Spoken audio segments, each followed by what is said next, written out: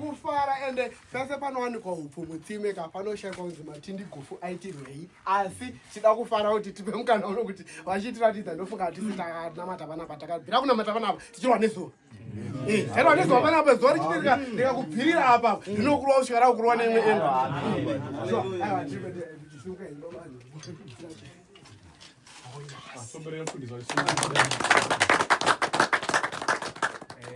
tinoda kutenda sangano nzvende yaMwari yasvika nguva yanga takamirira nguva yekuratidza zvipo zvamakashanda sevane sangano takaita 5 years panapa tichiunganidza 20,000 kuti chechi yedu iende kumberi.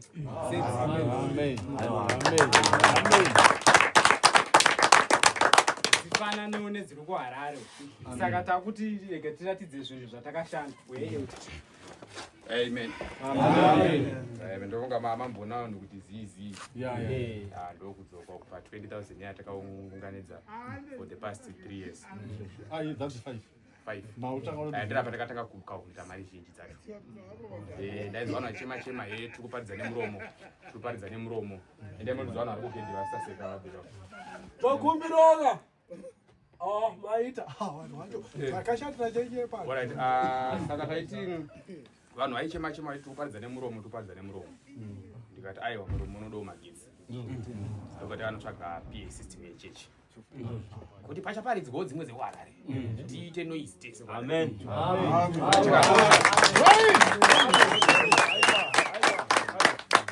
Vanotaura pachivanhu chavo vanobva vati chara chimwe hatiswanyainda. Inini namufundisi wenyu hatikwanisa kutswanyainda asi tinotoda nemiwo kuti titswanyainda.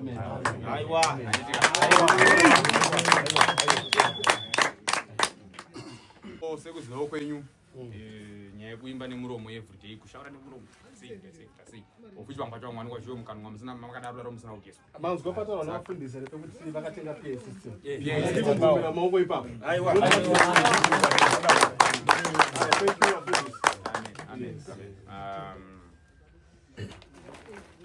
Ndodisesekedza kumafuro manyono.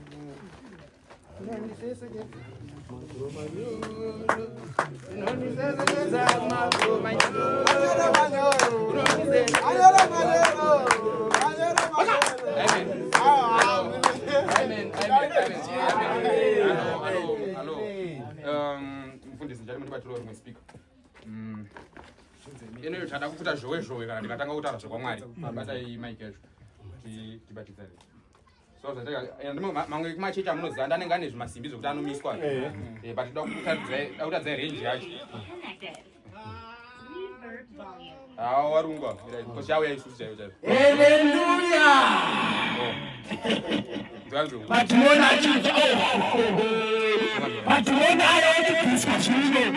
Saka kana tisina kwatiri kumhanya tichifamba nako muvanhu muchiparidzirwa.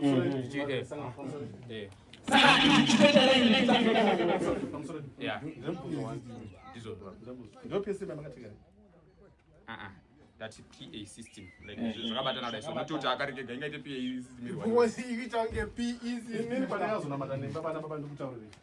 Nini panakazona matanimba. Ndasi mungasiba. Chandakada kushandira mweya wangu. Nyama yangu ndimi zinorova. Muzinzwa rakabai. Muzinzwa. Kana pasi. Kwa vatadzeya. Uya kuno mita pasi.